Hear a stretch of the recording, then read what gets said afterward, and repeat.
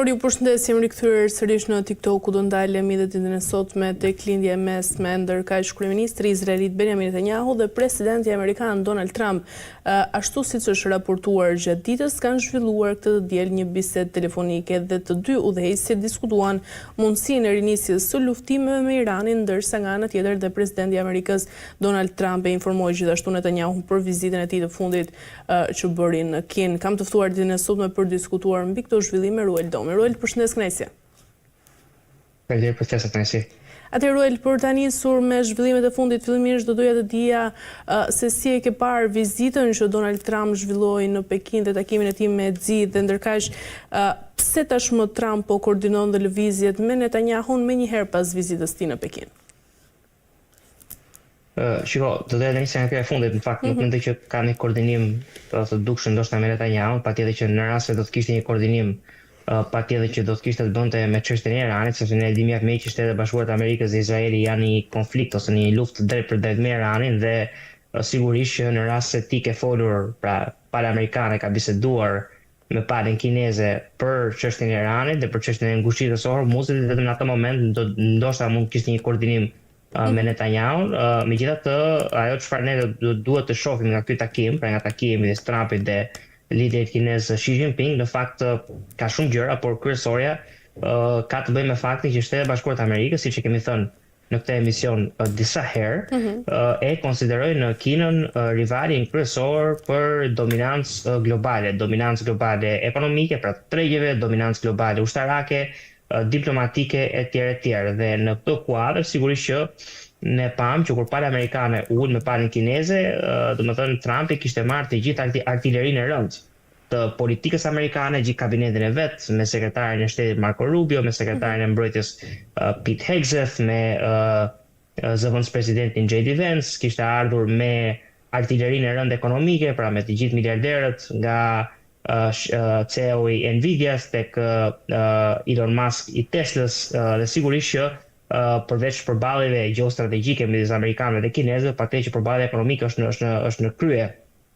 të agjendës në një farë mënyrë, sepse kompanitë amerikane dhe kompanitë kineze janë rivale në fushën e inteligjencës artificiale, janë rivale në fushën e prodhimit të makinave elektrike, dhe sigurisht edhe një sër tematikash të tjera, por të tregon që Shtetet Bashkuara të Amerikës e shohin Kinën si rival kryesor, dhe në përgjigje të këtij rivaliteti është një detaj shumë interesant fakt që unë kam ndarë edhe në vende të tjera, por po e ndaj edhe këtu me ty, që Xi Jinping i kishte thënë presidentit Trump që mos bijeni në kurthin e Tukididit.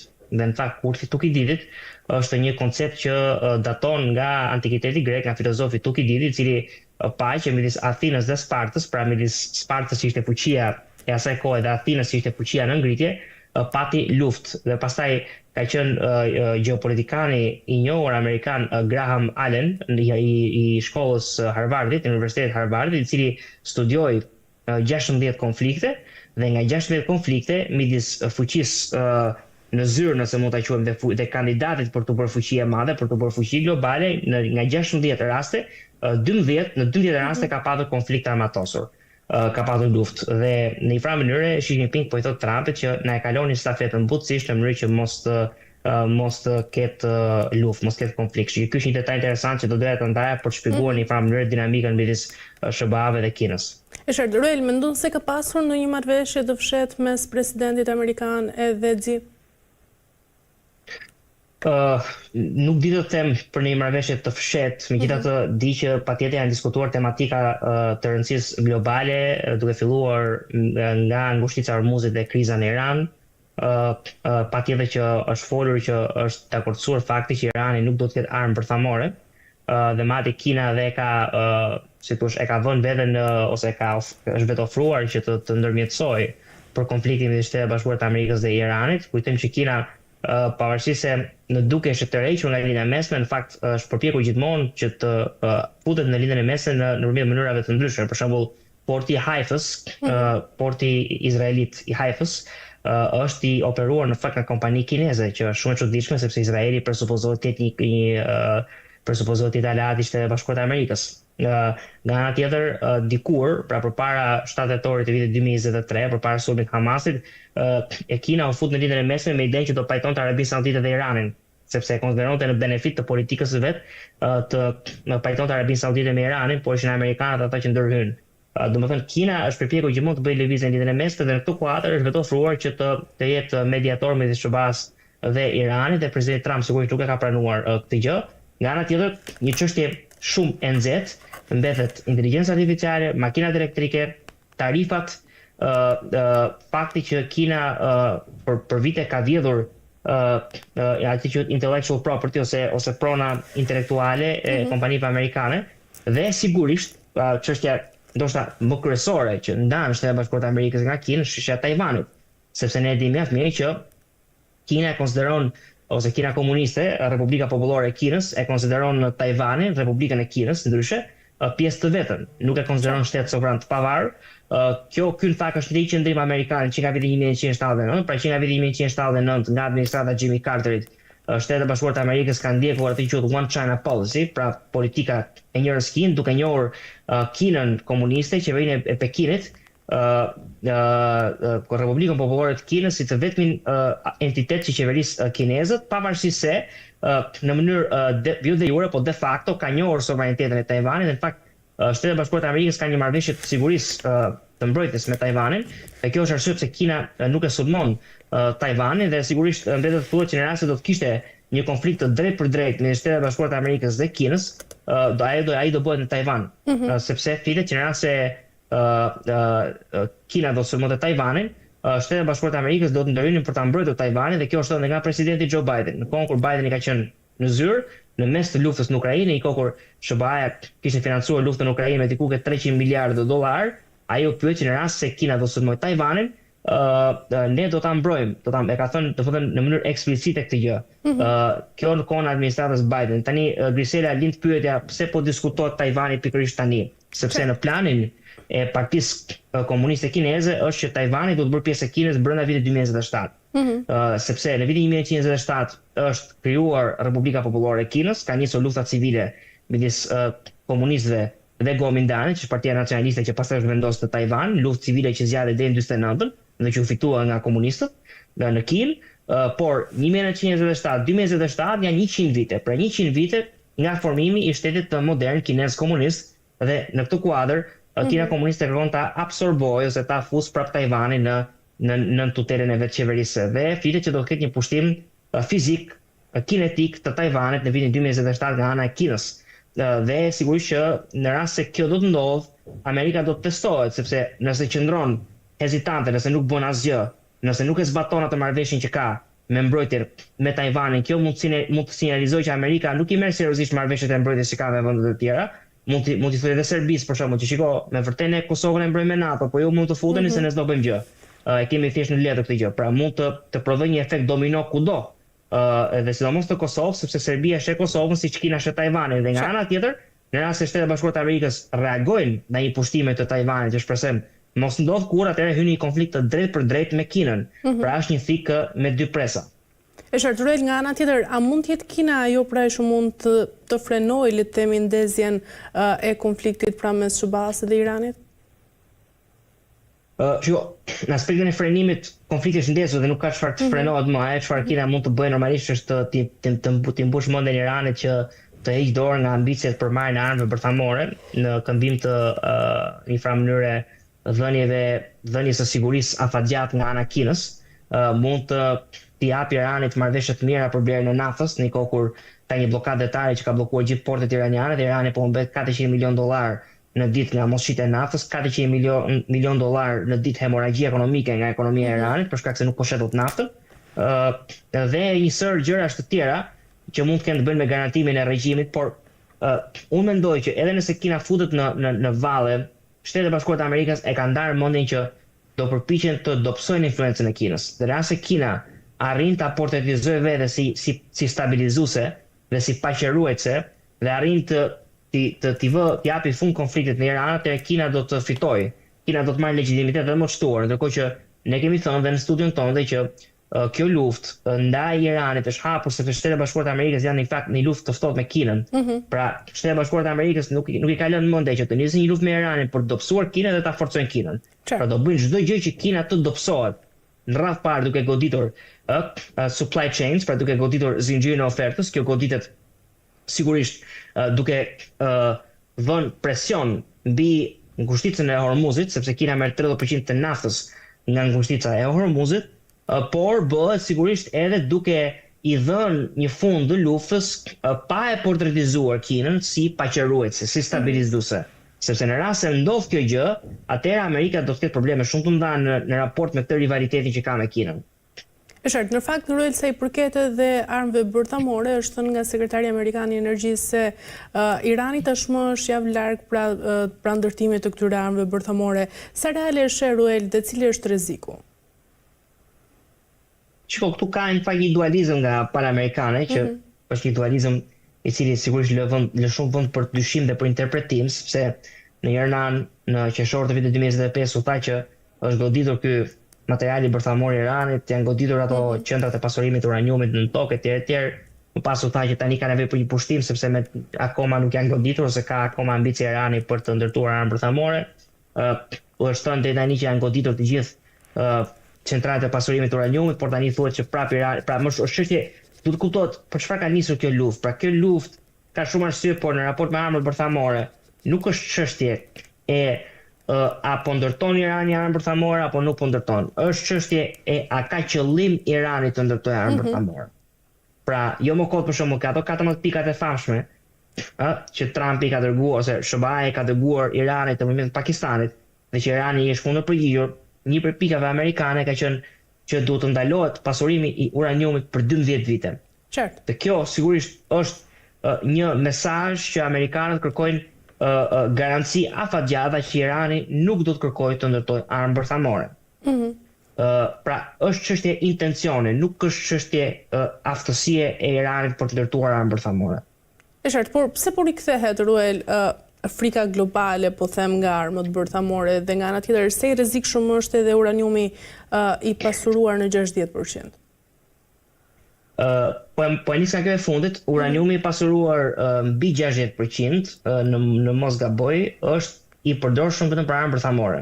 Qartë. Të paktën kjo është sipas IAEA, pra Agjencia Ndërkombëtare Atomike, që merret me këtë punë, që ka vajtur dhe ka bërë auditimet e veta në këto centralet e pasurimit të uraniumit në Iran dhe ka konkluduar se Irani po i përdor me shumë gjasa këto për armë bërthamore, por të mos folur pastaj edhe për faktin që në rast se do përdoreshin për energji elektrike, pra do përdorin energji nukleare për energji elektrike, do ishin të dukshme, nuk ka nevojë ta fshehesh uraniumin nën tokë, në rast se ti po e përdor për energji elektrike. Pse po e fshin nën tokë atëherë, nëse ti po e përdor për qëllime të mira? Pra programi bërthamor i Iran ose programi i pasurimit të uraniumit i Iranit ka lënë gjithmonë dyshime tek perëndimorët. Kjo është përgjigja e pyetjes së dytë. Tani pyetja e parë ishte pse po rikthehet vëmendja ndaj armëve bërthamore. Nuk është se po rikthehet, ka qenë gjithmonë aty. Por sa herë që ka ambicie të një vendi, sidomos një vendi radikal, për të ndërtuar armë bërthamore, ka dyshime. Unë të garantoj që edhe nëse Shqipëria nesër do të kërkojë të merrte armë bërthamore, po jap një shembull komplet hipotetik, sigurisht që të gjitha vendet do ishin të shqetësuara, sepse klubi i vendeve që kanë armë bërthamore, sipas marrëveshjes së mos proliferimit, sipas traktateve të mos proliferimit, nuk duhet të zgjerohet dhe nuk duhet të zmadhohet në asnjë skenar, në asnjë kondit. Që thotë kemi vende me armë bërthamore, por nuk na duhen më shumë vende me armë bërthamore. Ky është një konsensus ndërkombëtar, sepse në rast se armët bërthamore proliferohen, pra në rast se vendet të reja fillojnë të marrin armë bërthamore, rivalet e tyre për shkak të dilemave të sigurisë që vendet kanë, për shkak se vendet drejtohen nga njerëz dhe natyra njerëzore e tillë është, do kërkojnë të marrin armë bërthamore. Pra unë kam thënë disa herë në emisionin tonë, por vlen të ripërsëritet për teleshikuesit që po na ndjekin. Irani do merrte armë bërthamore, supozojmë. Arabia Saudite kishte thënë qartë që në rast se Irani do marrë armë bërthamore, do marrin dhe ne. Siç për shembull në rast se Serbia, po ja fuskohet, do kërkonte të merrte armë bërthamore dhe shqiptarët do donin të armatoseshin, sepse ne pyesim veten tonë pse ky vend kaq hostil me shqiptarët, që financon propagandë anti-shqiptare në të gjitha vendet, pse kërkojnë ta të marrin armë bërthamore. Pra dashi shembull hipotetik për të thënë që kështu funksionon real politika e vendeve dhe jo më kot, fuqitë e mëdha, sidomos pesë fuqitë që ulen në karriget e përhershme të Këshillit të Sigurimit, Shtetet e Bashkuara të Amerikës, Britania e Madhe, Franca, Rusia dhe Republika Popullore e Kinës kanë vendosur që klubi i mbajtësve të armëve bërthamore si poseduesve të testatave bërthamore të mos rritet. Kështu që ajo çfarë duhet të them është që nuk është një çështje që po ngrihet tani, është një çështje që ka kohë që flitet. Programi bërthamor i Iranit është parë me shqetësim për shumë vite. Në vitin 2013 administrata Obama hyri në një marrëveshje me qeverinë e Iranit, e famshme marrëveshja bërthamore e Iranit, JCPOA është emri, pra Joint Comprehensive Plan of Action, ky është termi në anglisht i plotit, por quhet marrëveshja bërthamore e Iranit ose marrëveshja bërthamore e Obamës. Dhe kjo marrëveshje bërthamore u bë sepse Shtetet e Bashkuara të Amerikës kishin të shqetësim që këta po ndërtojnë armë bërthamore, por me ardhen e administratës së parë Trump, duke parë situatën në terren, duke i besuar inteligjencës izraelite, inteligjencës saudite etj, u pa që Irani me të vërtet po merrte këto lëshimet në sanksione, por po e vijonte fshetasi në programin e pasurimit të uraniumit, pra nuk po zbatohej marrëveshja. Dhe në këto kushte do duhet të përdoret ajo që quhet hard power, pra fuqia e fortë, fuqia e ashpër, fuqia ushtarake ose dhe ekonomike, po duhesh me sanksione etj, për të ndalur ambicjet bërthamore të Teheranit. E qartë, por nga ana tjetër, duke qenë se ka edhe presione pra nga pala amerikane, mendon se këto presione do ta lëviznin ose Iranin pra të përshpejtonte programin e tij bërthamor? Presionet patjetër që mund të nxisin ato dilemën e sigurisë që unë përmenda, pra në rast se një vend ndihet i pasigurt, sigurisht që do kërkojë të marrë masa për ta shpejtuar sigurimin e vet. Dhe sigurim më të mirë ndaj një vendi se sa armët bërthamore nuk ka. Pra një vend që se ka armë bërthamore megjithëse nuk sulmohet dot në një vend tjetër. Kjo është arsye pse armët bërthamore ekzistojnë. Por kjo nuk është më çështje sigurie, sepse Irani e ka nisur programin e armëve bërthamore dhe është çështje kapabilitetesh. Pra me të vërtet Shtetet e Bashkuara të Amerikës e dinë që mund ta nxisin dëshirën e Iranit për të marrë armë bërthamore mbas së sulmit. Por nga ana tjetër ata e dinë këtë gjë dhe thonë jo, ne do t'ja shkatrojmë të gjitha mundësitë që ata të kenë për të ndërtuar armë bërthamore. Që edhe në rast se ata të duan të ndërtojnë armë bërthamore, nuk e kanë mundësinë, sepse ç'a ndodh? Edhe sikur amerikanët të mos të sulmonin, Irani do të vazhdonte me programin e vet të pasurimit të uraniumit për të ndërtuar armë bërthamore. Pra Irani si i sigurt, si i pasigurt, do kërkojë të ndërtojë armë bërthamore. Atëherë si zgjidhet kjo gjë? Sepse marrëveshja nuk funksionoi. Ti japësh Iranit siguri, nuk funksionoi. Atëherë e vetja mënyrë si kjo zgjidhet është me operacion ushtarak dhe jo më kot. Në shkurt të vitit 2026, presidenti Trump në bashkëpunim me palën izraelite autorizoi operacionin Furia Epike. Çfarë pritet të ndodhë në javët në vijim? Pra do të kemi një marrëveshje apo diplomacie apo nga ana tjetër do të kemi një përshkallëzim të mëtejshëm ushtarak? Unë mendoj që nuk do të ketë marrëveshje sepse është e qartë që palët nuk po merren vesh. Pra ka disa marrëveshje në tavolinë të cilat janë në një farë mënyre refuzuar. Kemi një armëpushim që me datën 8 prill, i cili më pas u thye nga Irani, duke ditë që Irani goditi 2-3 luftanie ndjes, goditi Arabinë Saudite dhe Emiratet e Bashkuara Arabe dhe goditi edhe një kargo, një anije kargo nga Korea e Jugut që po kërkonte të kalonte ngushtisën e Hormuzit, dhe nga ana tjetër në përputhje me bllokimin e ngushtisës së Hormuzit, Shtetet e Bashkuara të Amerikës kanë vendosur një blokadë detare. Pra jemi në fazën kur ka një armëpushim në sensin që kanë përfunduar hostilitetet tradicionale, por jemi në fazën kur konflikti ka ngelur aty ku është, ka vija të ngrirë të konfliktit. Dhe ose do të ketë një mbyllje përpara kampionatit botror, duke ditur që Shtetet e Bashkuara të Amerikës janë të interesuar që ky eveniment të shkojë mirë, ose pastaj do të kemi një vijim të konfliktit deri në zgjedhjet e mesmandatit. Dhe unë kam parashikuar që mbas zgjedhjeve të mesmandatit do të ketë një vendim të madh nga administrata Trump në raport me këtë luftë, sepse ata nuk po çojnë çizme në terren për shkak të zgjedhjeve të mesmandatit, për shkak se e dinë që është jo popullore me publikun amerikan. Por në rast se në momentin kur zgjedhjet e mesmandatit përfundojnë, presidenti Trump ka dhe një vit e gjysmë në zyrë në detyrë dhe nuk ka rikandidon, pra nuk ka asnjë lloj frike ose incentive politike për të bërë ose për të mos bërë diçka.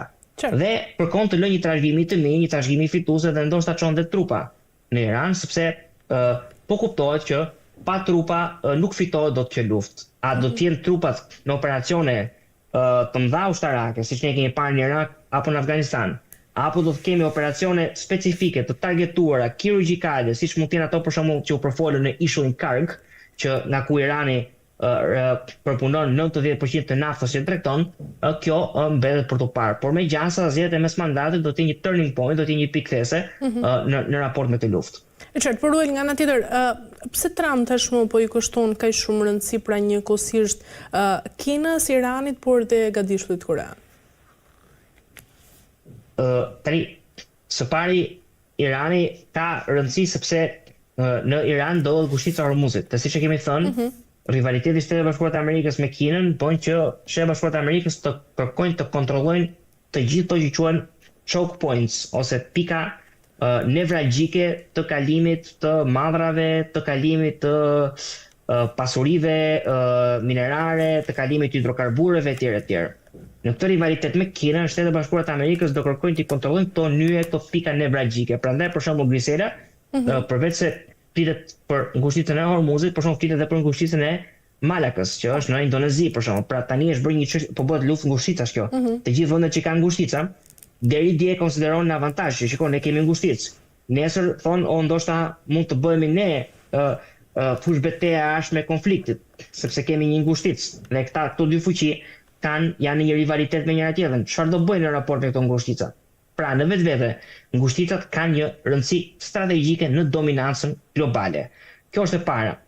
Pastaj, në raport me Gadishullin Korean, po të lexojmë strategjinë e sigurisë kombëtare të Shtetit Bashkuar të Amerikës. Po të lexojmë strategjinë e mbrojtjes kombëtare. Pra kemi një National Security Strategy të mbrojtjes kombëtare, National Defense Strategy të mbrojtjes kombëtare, kemi edhe një National Security Strategy, pra të sigurisë kombëtare. Këto dy dokumenta të publikuara njëri pas tjetrit flasin qartë që Kina duhet mbajtur në Indo-Paqësor.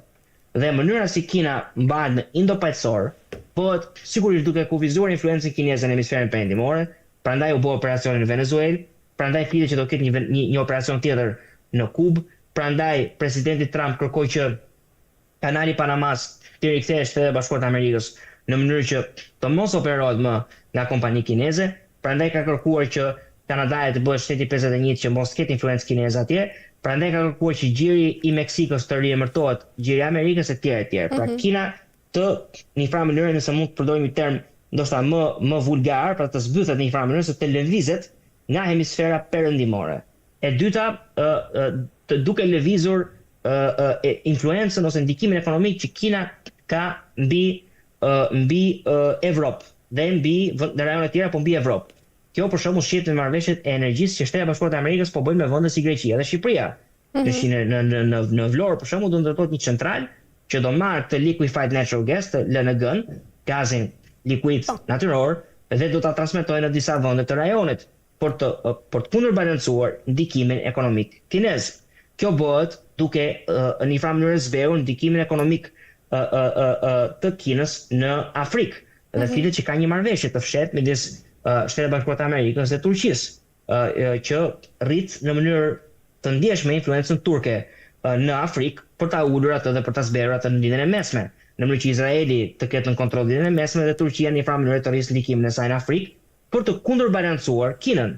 Turqia sigurisht sinjalat e Shtetet Bashkuara të Amerikës, pra në këtë kuadër zgjerohet në Afrikë. Dhe së fundi, duke bërë të mundur që Kina të mbahet Indo-Paqësor dhe të mos kërkojë të pushtoj Tajvanin. Të mos harrojmë që Tajvani, ishulli i Tajvanit, Republika e Kinës, prodhon 80% të semikonduktorëve në botë. Këto semikonduktorët Grisela dhe për teleshikuesin, sepse flitet qipa, mikroqipa, semikonduktor, por nuk sqaroj tamam çfarë është pra. Semikonduktorët janë të nevojshëm për prodhimin e qipave dhe mikroqipave, CPU-ve. Të gjitha pajimet që ne përdorim, nga ky kompjuteri me cilin nuk kam hyrë sot në këtë lidhje direkt, tek projektori që ju mund keni aty, tek laptopët, tek telefonat, tek të gjitha kanë të gjithë CPU, kanë të gjithë mikroprocesorët. Dhe mikroprocesorët bëhen me qipa. Në momentin kur Kina pushton Tajvanin, kontrollon 80% të semikonduktorëve të botës, kontrollon 80% të qipave të botës, kontrollon 80% të çdo gjëje që ne përdorim. A është e mirë kjo për dominancën amerikane? Sigurisht jo. Prandaj Shtetet e Bashkuara të Amerikës thonë jo, ju nuk do ta pushtoni Tajvanin. Pra, ka rol Korea. Pse? Sepse ka aleat me Kinës Korenë e Veriut aty. Pra duhet që Kina të në një farë mënyrë të mbahet vetëm në atë zonë vet, duke fortifikuar Korenë, duke mos lejuar pushtimin e Tajvanit dhe duke ndërmarrë ato hapat e tjera në hemisferin perëndimor, në Evropë dhe në Afrikë, për cilën unë të fola. Qartë, Ruel, nga ana tjetër, nëse nuk do të kemi një marrëveshje pra edhe gjatë këtyre javëve të ardhshme, mendon se Trump ka një plan afatgjatë për rrëzimin e regjimit iranian? Kjo është një pyetje e drejtë që ti shtron, sepse së pari herë duhet të kuptojmë çfarë kemi ne në mendje me rrëzim regjimin. Sepse rrëzim regjimi mund të jetë që ti heq regjimin e mullave të ajatollave dhe sjell shahun, mbretin e Iranit, para revolucionit të 79-s. Shtetet e Bashkuara të Amerikës, administrata aktuale e SBA-ve nuk e do këtë gjë. Të mos harrojmë që shahu u instalua në vitin 53, mbasi Britania e Madhe bëri një puç shteti ndaj kryeministrit të asaj kohe Mohammed Mossadegh, pra deri në vitin 53 Irani ka qenë një demokraci, nuk mund ta qenë demokraci liberale, por ka qenë një demokraci si Turqia për shembull. Në vitin 53 britanikët rrëzojnë Mohammed Mossadeghun edhe sjellin shahun. Dhe shahu e qeverisë Iranin deri në vitin 79 kur bëhet revolucioni islamik. Administrata Trump e ka refuzuar ose e ka nxjerrë jashtë, ka ruled out kujton, pra nuk e quan si opsion rikthimin e shahut. A është demokracia në Iran një opsion? As kjo nuk është një opsion. Kështu që kur flasim për rrëzim regjimi, vetëm opsion që ngjet është të kemi një ndryshim brenda regjimit. Pra, në vend të një shahu, në vend të një ajatollahu pro-Rusis dhe pro-Kinës të vjetë një ajatollah që është i gatshëm të bëj marrëveshje me amerikanët, për shkak të mos të mbështesë terrorin dhe Izraelit e tjerë. Siç ne kemi parë në rastin e Venezuelës, pra në rastin e Venezuelës u mor Maduro, nuk u soll Delcy Rodriguez. Nuk u soll Maria Machado, që është lidera e opozitës, që ka marrë dhe çmimin Nobel të paqes. Nuk u soll Edmundo González, që është në fakt kryetari i opozitës në Venezuelë, fitoi edhe zgjedhjet përballë Maduros, por Maduro prapë qëndroi në pushtet. Nuk u sollën këta të dy liderët e opozitës. U bë Delcy Rodriguez, që zëvendësja e Maduros, për sa kohë që u bë qartë që kompanitë amerikane duhet të marrin naftën tuaj, do të proponojnë naftën tuaj, ju Amerikës do të shisni naftë në një shpim mjaft të volitshëm etj. Pra, kjo është një çështje gjeostrategjike, kështu që kur flasim për ndërrimin e regjimeve, skenari që unë shoh më të mundshëm në raport me ndërrimin e regjimit është një gjysmë ndërrim regjimi. Pra, një lloj ajatollahu që heq dorë nga këto islamizmat radikale në raport me politikën e jashtme të Iranit, pra jo në raport me politikën e brendshme, në raport me Izraelin, me mbështetjen e Hamasit, të Hezbollahut, të Houthëve etj. Dhe sigurisht që mban marrëdhënie korrekte me fshinjet saudit në vendet e gjirit, me Izraelin, me Shtetet e Bashkuara të Amerikës etj. Kështu që në raport me ndërrimin e regjimit të skenar shoh sa i mundshëm është, akoma ka shumë paqërsi dhe unë do të them që është i pamundshëm, është ka pak shanse të ndodhë, sepse Irani po reziston fatkeqësisht për mua që nuk më pëlqen regjimi i Iranit, ka të që thon fatmirësisht. Por Irani është duke bërë një luftë në një farë mënyrë të fortë dhe sigurisht që mbetet për të parë çfarë do ndodhë në raport me ndërrimin e regjimit. E qartë. Mirë, Ruel, për ta mbyllur, ndërkaq Irani ka lëshuar dhe kërcënime të reja kundër Shtetet e Bashkuara, pra me këshilltarin ushtarak të udhëheqësit suprem të vendit, që ka paralajmëruar se xhiri i Omanit mund të shndrohet në një varrezë pra për anijet luftarake amerikane nëse tensionet dhe prania ushtarake e Washingtonit në rajon do të vazhdojë të përshkallëzohet më tej. Mendon se mund të përdoret tashmë Irani dronë dhe raketa për të goditur flotën amerikane në xhirin e Omanit, dhe nga ana tjetër a mund të përfundojë kjo përballje në një garë të rrezikshme armatimi të quaja në lindjen e mesme?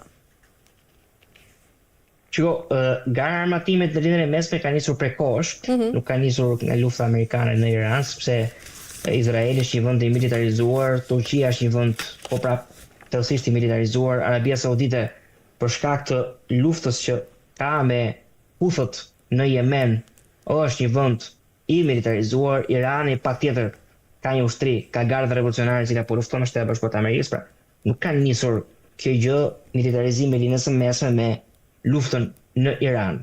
Por mbetet thuhet që sigurisht që në raport me mundësitë që Irani ka për të sulmuar lufthanjet amerikane në gjirë në atë